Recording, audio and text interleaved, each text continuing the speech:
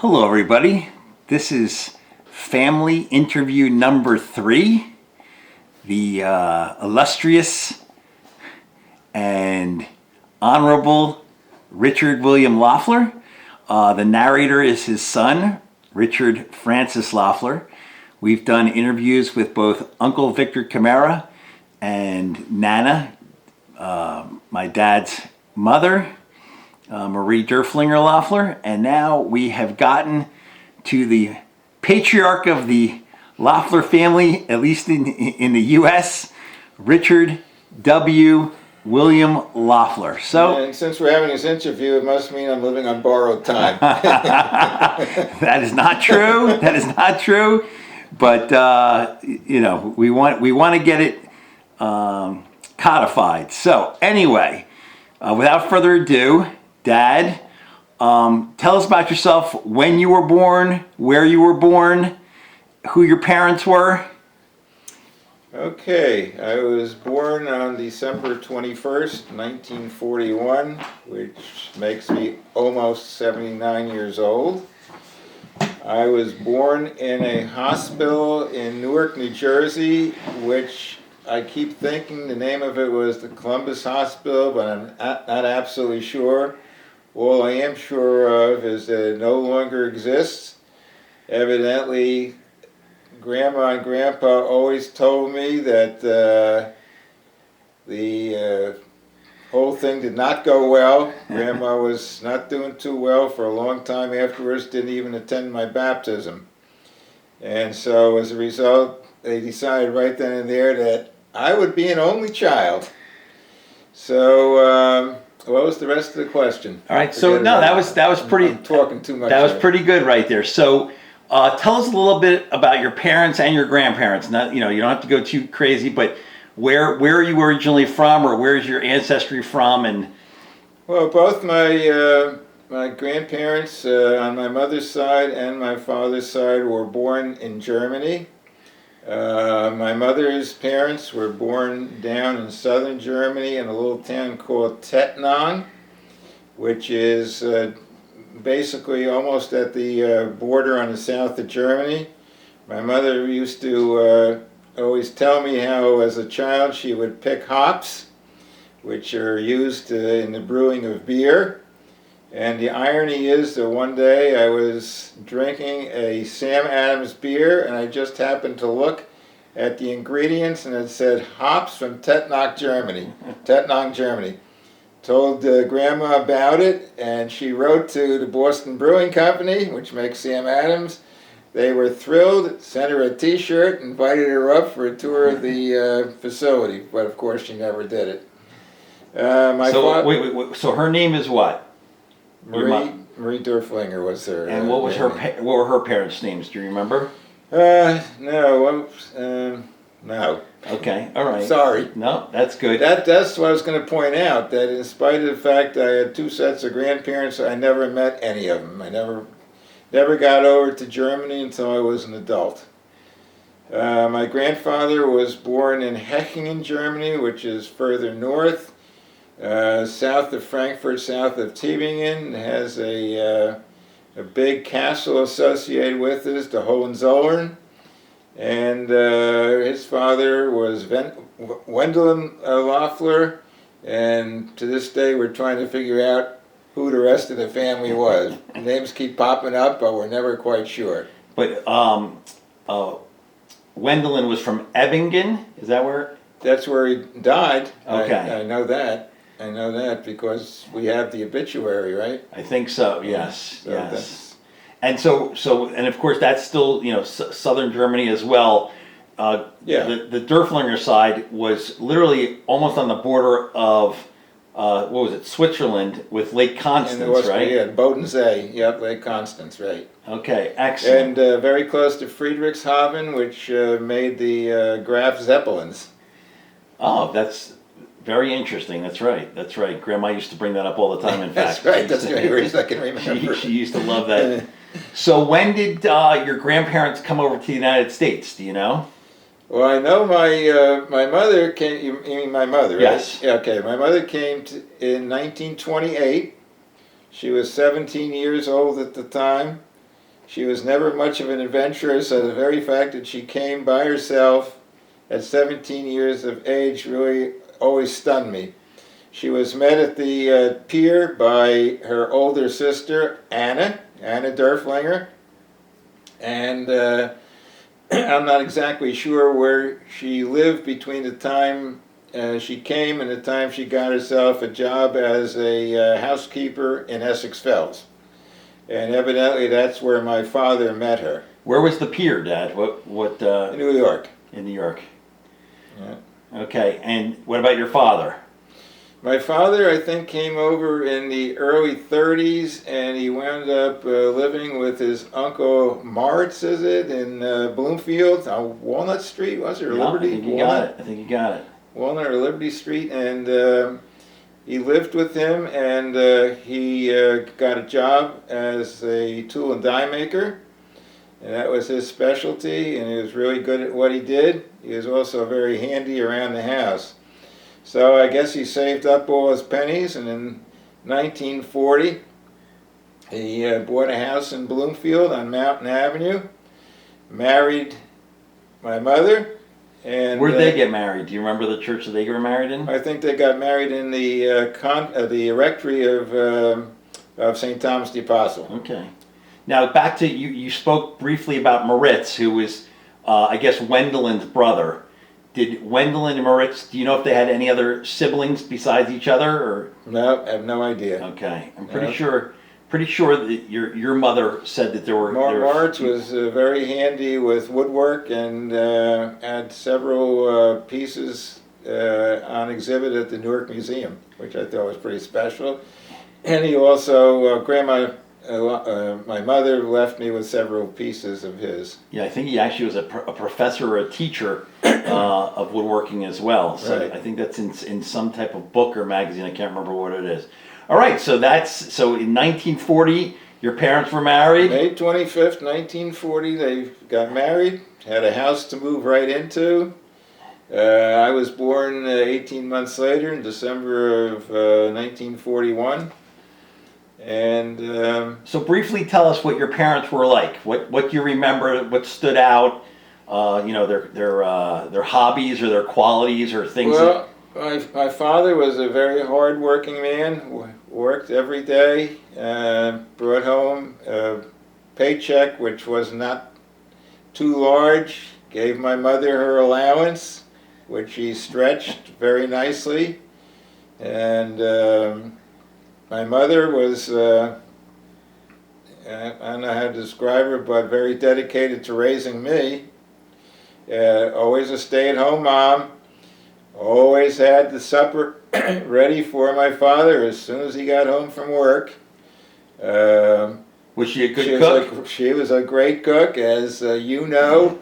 Her famous pot roast meals, and fruit cup, and Absolutely. she always enjoyed seeing her, me and her grandchildren, and She was also she enjoyed planting, right? Didn't she enjoy gardening? she was always out there in the garden planting things. Yep, she definitely had a green thumb. She would plant begonias in the garden in the summer, and whereas most people, when the freeze came, they would just throw them out, she brought them into the house, took tender, loving care of them throughout the winter, and replanted them in the spring. She was not one to throw out anything. So tell me about there were through the years there were a number of relationships that she had that were either from Germany or that she met because of your neighborhood. Give me a few of the names or some of the people that she was friendly with or that you remember in the she had household. friends on the street. I wouldn't say they were close friends. The Becks up the street, and the Stolenmeyers, and Richard Stolenmeyer and I went to St. Thomas the Apostle together. In fact, it was Mrs. Stolenmeyer that convinced my mother to send me to Catholic school. I was all set to go to Brookdale School, which was the neighborhood public school. And then later on, she developed a great friendship with somebody she met at the ShopRite, Mrs. what was it? Zimmerman? Zimmerman, right? Mr. and Mrs. Zimmerman. and they would visit for coffee and cake on a regular basis. And there's no no big social schedule, that's for sure. In fact, I remember as I grew up, I never went out to a restaurant. One day, my father announced we were going to go to the diner. I said, "Wow!" Never had done anything as drastic as that. I'm going to bring a couple other names in. Who are the Lentners? Okay, Hans Lentner. I don't think they were directly related. Hans was the husband. Marie was the wife. Hans was my godfather, so there was a close. I don't know if there was a close relationship with him, but there was with Marie. And we would actually go once in a while to visit them in the Bronx. And they lived at 138th Street and Concord Avenue, which was, when they were there, it was a fine neighborhood, but not anymore. Changed. Not anymore. So Hans was your godfather? Yeah, John. Yeah, who was your Hans equals John. Who was your godmother? My godmother was my Aunt Anna. Oh, okay, very, very good. I'm going to use, I think it's Frau Bausinger. Who's that? There was some kind of a relationship between my grandfather in Germany, Wendelin, and Frau Bausinger, and I'm not sure exactly what the relationship was. I do remember when I was working for the government, and I think it was 1975, my mother said, "You have got to see Frau Bausinger while you're there." So I did, and we spent 8 hours of non-communication. Quality time. Non-communication. And I was shocked by the fact that the house had no heat, that they were shoveling coal into the, whatever it is, the furnace or the fireplace or whatever it was.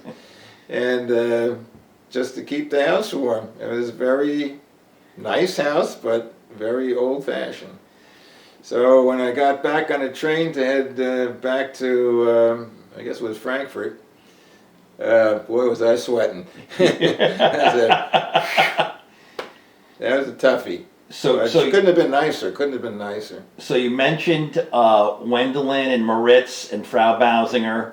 You briefly mentioned Aunt Anna, but so your mother had two siblings that came over to the United States as well. Can you delve into that just to, quickly or a bit? Well, my Aunt Anna was 15 years older than my mother, and so she had been over here a while. I don't know exactly how long, and she was working up in Montclair as a maid to the, quotes, wealthy people up there. And, she was always very nice to me.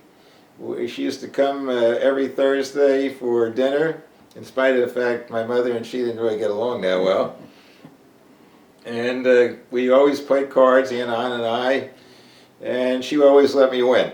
And That's a great aunt. Aunt Anna never have much money, but when the kids were born, your interviewer there, Mr. Richard Francis Loeffler. That's me. I think there were two sisters at the time. She always bought them lovely Christmas gifts, and she was just great. Now Uncle Bill, he came over and immediately went out to the West Coast. Well, he was here for a little while, but in Montclair, but he went out to, I think it was San Francisco, and he was looking for his Uncle Sebastian, and I have no idea who Uncle Sebastian is, but he was somehow found somebody that told him, oh, he was in Santa Barbara. So Uncle Bill went down to Santa Barbara, and except for the last 2 years of his life, he lived all of his years in Santa Barbara.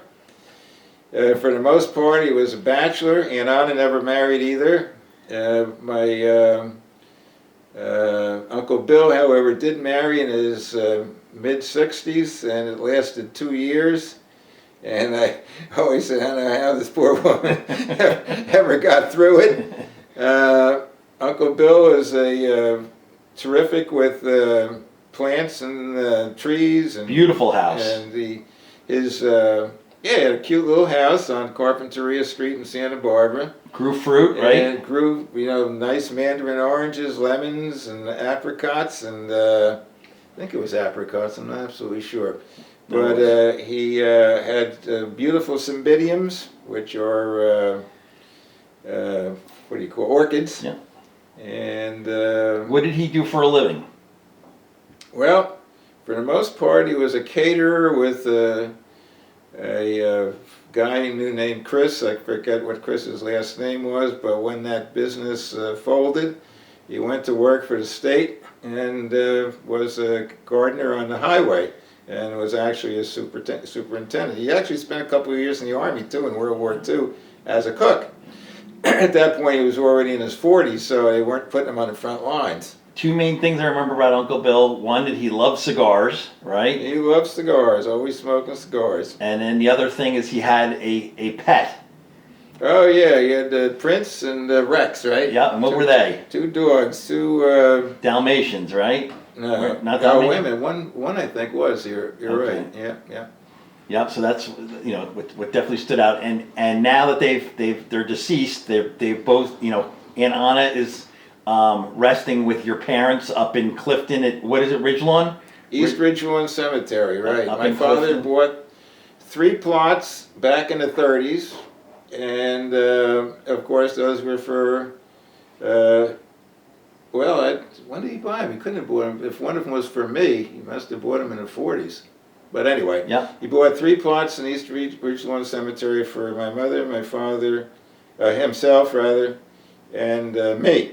And of course, Yeah. after many years, I moved down here, so I no longer had a need for it. So reluctantly, Grandma allowed Aunt Anna to be And then buried Uncle in the Bill. third plot. Uncle Bill is Uncle Bill came down here when he was 87 or 88. All his friends had passed away, and he decided he wanted to reconnect with the only family he had, and that was back here. So he found we managed to find a nice place for him up in Middletown, which he enjoyed, but only for 9 months till he had a heart attack and passed away. And he's buried in the cemetery in Woodbine. Cemetery in Oceanport, which is maybe 3 miles away from where I grew up. Where I raised your family. raised my family, right? And he's. I don't think he wanted to be buried. I think he wanted to be cremated. I don't think I took. Well, you're taking very good care of him, though, Dad. No matter what. We're almost done with extended family. Just you have a few first cousins that came to the United States or in the United States also, right? I don't have any first cousins. Or second, Arlene. Yeah, Carl and Arlene are second So cousins. so who were they? My mother and Clara, Okay. their mother, were first cousins. Right. So Clara Strom, who was Clara what before that? Frank Knoll. No, Clara Knoll. right. Right. And Clara's. We're talking with an ancestry expert here. I'm trying. so I'm trying. He's filling in the blanks when mine goes blank. This brain goes So blank. Clara's parents were who? Who was the Knoll that were her parents? You tell me. I don't remember. I'll have to look it up. But what about? So Grandma, of course, was a Derflinger who married Josepha Knoll, right? So that's how the Knolls and so back to your second cousins. So Clara came over, lived in the United States, which was Grandma's first cousin. She lived in Belleville. And who were Continental Avenue in her Belleville. children? Arlene and Carl. Carl, So Carl is Carl Strom, right? right? And so how old was he compared to you? Arlene was a couple of years younger, and I think Carl might have been 1 year older. All right, and Arlene is still living. Arlene and, still lives with her husband Walter Bishop and her 2 boys, Jeffrey and Walt, in Fairfield, New Jersey, where they've lived for, I'd say, at least 30 years. All right, I think we got that part of the And family. Carl, the other one, we never had that close a relationship. He worked many years for the Star Ledger, Okay. and but he passed away from And cancer. and he had 2 kids as well, right? He and his wife. Yeah, Carl Jr. and Jennifer. Jennifer, very good. And I believe they And live Carl in Jr., by the way, is a pretty prominent doctor in Surgeon. the area of bariatric surgery. Yeah. All right, let's get back to the one and the only, you. Oh, So you were born December 21st, 1941. Like you said, you grew up in Bloomfield, New Jersey. Was baptized at St. Thomas the Apostle. Tell me about your childhood. What stood out about your childhood? Well, my earliest recollection is walking up to St. Thomas. We walked back in those days. There was no fear of being Accosted. kidnapped or anything. So I walked up, and just about a minute before I got to the school, I heard the bell ring. And I said, "Oh my God, I must be late." So I started to cry and went back home. Was that kindergarten or what? That was kindergarten, yeah. That was funny. What did you enjoy grammar school? Yeah, grammar school was great. It was, of course, a Catholic school, St. Thomas the Apostle. And back in those days, I would say we had as many nuns as we had lay teachers. And did you have any favorites? They were pretty strict. These were the Sisters of Charity. Okay. And I don't know about how much charity they gave us, but they were pretty strict. Did you have any favorite teachers? Any favorite teachers? Well, Sister Ann Cecilia was my 8th grade teacher, and she's the one that cracked the whip and forced me to take the test to Regis High School, which I'd never heard of. And so, man, I was doing math problems till they came out of my ears, and so I took the test, and for some odd reason, they took me. So very humble, my father. Very humble. Went 4 years. Well, when you see some of my classmates and the intellectual. One of them is Dr. Fauci, right? Who we're going through COVID right now. Yeah, Dr. Fauci was 1 year ahead of me at Regis High School. And wasn't one a Federal Reserve or a federal, banking guy? What was the? Oh, that was in Fordham. Oh, okay. And that was what's his name? I forget. All right. Well, we diverge.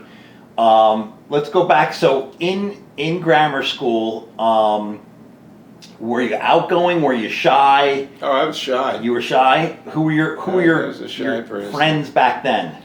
Well, my best friend was Joe Kokura, who later became a priest, and Eddie Hackett, and Tommy Norman, and but Joe Kokura was the best friend. And you did you play any sports back then, or what would you guys do for fun? Well, we'd get on the street every day. We'd come home from school, change our clothes, and go out, and we'd be playing handball. Excellent. On the street, yeah. And then once in a while, I'd find somebody with a baseball glove on the street, and we'd have catches, and we'd pretend the catcher was also an umpire, and he'd tell me whether it was a strike or a ball.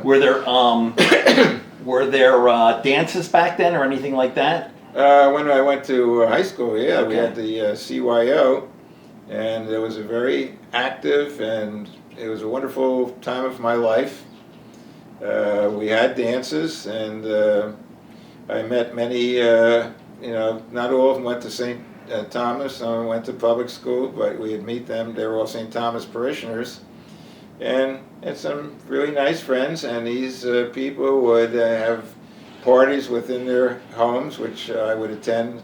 My mother and father would never have one in their house, though. But Joe Kokura's parents were extremely social, and so they even renovated their basement for the purpose of having kids over for parties.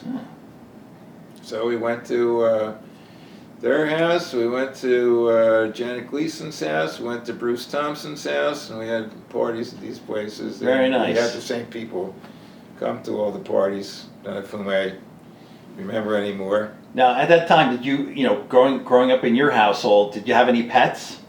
Oh, not because I wanted them. But Grandma loved, my mother loved dogs, and especially cats. I had a dog also, Dusty. For some odd reason, they decided to breed parakeets, and at one point we had 13 of them. Oh my gosh. So, and my mother always said that I did not like dogs. And she would be surprised to see how nice the dogs treat me that my children have. They're an extension of your children. They are. You treat them very well. Only just because it came up, was during this time, when would Grandma babysit other people's kids? She was a babysitter, right? She Yeah, enjoyed. saved all of her babysitting money, and But were you growing up then, or when did she actually? I think when I was in high school, Okay. probably she started doing it. Yeah. Okay, so Yeah. you went through St. Thomas, and you took the exam to go to Regis High School. Tell us about Regis High School. Where is it? What is it? Well, Regis High School required me to commute from Bloomfield, where I grew up, to Manhattan in New York City. And first I would have to go and to the corner, take it the camp bus, which took you from Bloomfield into the bus station in Port Authority bus station in New York, at which point you got off and you had to take the 7 train, the Flushing train, over to Grand Central Terminal, 2 stops. Grand Central Terminal, you went up the stairs 2 flights and got the Lexington Avenue Express. Took that up to 86th Street, walked 3 blocks and you were at Regis. My goodness. And what was your And it experience? didn't take all that long. On a good day when you made good connections, it wouldn't take more than an hour. All right, that's not too bad, considering. Mm. Tell me about your experience at Regis. What did you enjoy it? Was it challenging? What were your memories? Regis was very challenging. Yeah, you got an average of 2 to 3 hours of homework every night, and considering at the end of the day you were making that bus trip back home, and you're getting a little tired when you got there, just keeping your eyes open to do that 2 or 3 hours of homework was pretty challenging. So I did well at Regis, except with maybe 1 or 2 subjects. In his freshman year, I almost panicked when I failed health the first marking period, and then along came the second marking period, and the professor, Mr. Latta, said that our entire marking period grade would be based on 10 true and false questions. I almost died. I said, man, if I get 3 of these wrong, I'm sunk. So fortunately, I got them all right. So the second marking period I did okay. Third marking period okay. Fourth marking period, the final exam, I barely passed. So what were you, Wild Bill Latta. were you beginning to He formulate was what also you the basketball coach, by the way. what you were good at and what you weren't good? Were you more of a math person, and was there anything that stood out yet at this point? No, we had a strange curriculum back then at Regis where we'd have to take 4 years of Latin, 3 years of Greek, 4 years of English, 2 years of a modern language, so I didn't get into the sciences hardly at all, so I don't know whether I was like them or not. I had a course in physics, which I can't say I was crazy about. We had mathematics. I did pretty well in mathematics. When I got to college, I was an economics major. My calculus professor said I should switch to become a math major. So, being a very obedient person, I went and changed. Pretty impressive. I changed my major to math. And when I got this second year, I had Professor Ferricchio, he convinced me that economics was where I belonged. So who were your friends during Regis? Did you make any long-term Well, my friendships? best friend was Leo Timon, who later became my best man at the wedding. We had other people also, but Leo was the best. Okay, great. And so you went And through... then also, by the way, Jackie Lau, who just happened to be also a New Jerseyite. He lived in Clifton, so we spent some time together at each other's houses. Not a lot, but some time. And my other best friend at Regis was John Hickey, and the irony is both of them passed away very young. Oh, interesting. Did you ever, did you hang out in New York City at all, or it was pretty much just a quick commute? The only time I hung out at all was when we had our chance book drive in my sophomore year, and the prize for the best class would be a trip to Washington, D.C. And so I would take my chance books and hang outside of St. Patrick's Cathedral and sell chances until they shooed me away. And one day I did it when it started to snow, and not being very bright, instead of going right home, I decided to sell some chances. Finally got to Port Authority and got a bus at 6 o'clock, and my normally 25 to 30-minute trip to Bloomfield took 5 hours. Wow. And needless to say, Grandma and Grandpa were very worried. Yeah, I can. We did not have cell phones to call. Yeah. So you graduate from Regis in what year?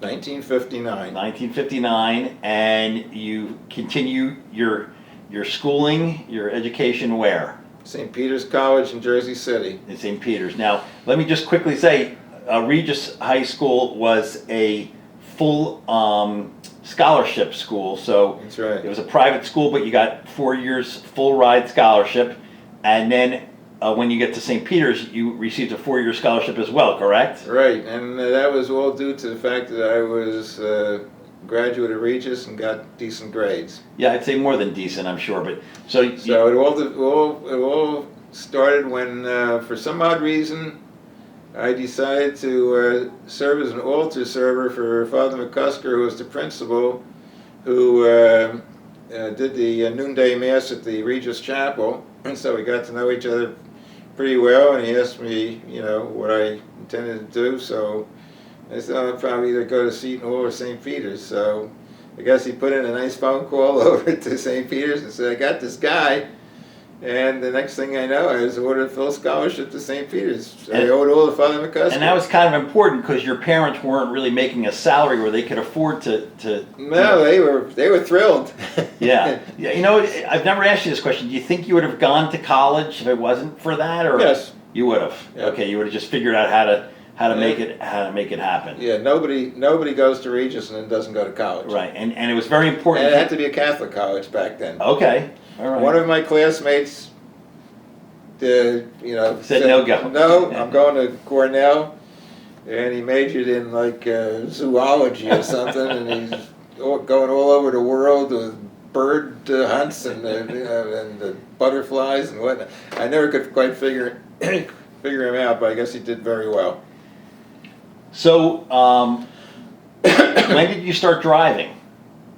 I got my license on my 17th birthday. My father patiently, trained me in how to drive with a car with Stick shift? Yeah, stick Standard shift. transmission? And I made a few rough jumps once in a while. Do you remember what kind of car? I was amazed because my father was not usually a very patient man. But when it came to teaching me to drive, he did a fine job, and I passed the first time out. Excellent. Where would you practice? In Brookdale Park. Brookdale Park, which is a beautiful, right, well-known park. Beautiful park, well-known park, right? For cherry blossoms? County Park. No cherry blossoms. That was Branchbrook Park. Okay. Which was probably even better known than Brookdale Park. And Branchburg was in Newark. Branchbrook. Oof. Branchbrook Park. Okay. That was in Belleville at the edge of Newark. Okay. All right. So you go to St. Peter's in Jersey City for 4 years. Then what? After St. Peter's, Yes. I went to got a National Defense Education Act fellowship to Fordham, and the criteria for that was that you had an intention to teach, which my intention wasn't that strong. Little fuzzy. Wasn't that strong, but Now I was awarded it, and it was for econometrics. Whoa. And so I went, and it was it was to get a master's and a PhD in economics, but econometrics was a mathematical branch of economics. A professor from Harvard, Dr. Zaremba, he might have been a brilliant man, but teaching was not his forte. I think some of my kids could relate to that very, very, very well. I think I might have skipped something that was kind of important. Is when you were at St. Peter's, two different things I wanted. Is you played golf.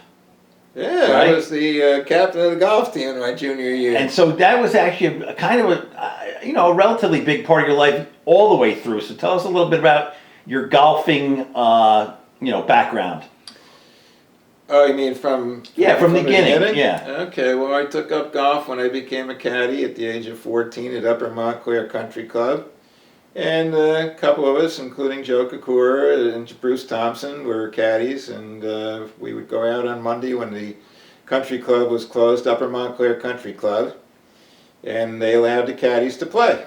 And so we did, and then on Fridays we would normally go to the public course, Branch Brook public course in Belleville, and we'd get there at 7 o'clock in the morning. We'd play 36 holes. Wow. And then Grandpa would pick me up on his way home from work. And wasn't there something where you would actually make money by, fetching golf balls? Oh, that was before I We're caddy. before I was a caddy. Yeah, I wasn't old enough to be a caddy. You had to be 14 to be a caddy. So this was the year that I was awarded the scholarship from Regis. I was now 13. I was graduating from the 8th grade, and I said, well, I have to make some money. So there were a couple of brooks at the Upper Montclair Country Club. So if a guy hit the ball in the water, I'd go in, fetch out his ball, and the guy would give me a dime or a quarter. There you go. And, it was a great job because you had plenty of time to read the 13 books which you were assigned to read by Father Harvey, the principal of Regis. Talking about I was not a good reader. Do you remember any specific books? 13 books. Anything I just remember David Copperfield. It was like 800 pages. I said, oh my God. And I was taking notes feverishly, because they said when we got back, we'd get a test on the 13 books. Oof. Never got squat. Really? Never got anything. Oh, that's different than our kids with CBA or me with CBA. So back to golfing. Once you got to St. Peter's, you played on their golf team, Yes, yeah. and you were the captain, right? In my junior year, they made me the captain. Not that I was How did you do? exceptional. Were you, Well, I was about a 90 golfer at that point. all right. And we would our home course was out in Staten Island. Wow. At Latourette. Yep. So we'd have to travel across the bridge to get to our golf. That's great. Now, And as far as coaching goes, our coach Nick Simonetti owned a sports shop in Jersey City, and in the back of the sports shop, you have this thing where you could hit balls into a net. And so that was it. were you also in the band? Oh, yes, I was. Look at that. Third clarinet. Third clarinet. So you played. It wasn't the school band; it was the ROTC band. Oh, okay. And that's where I was getting to. So third clarinet. So did you enjoy playing an instrument, or? Oh yeah, we had a good time. Yeah, Okay. Yeah, we had a good time. Were you- We'd be in the local parades. Did you have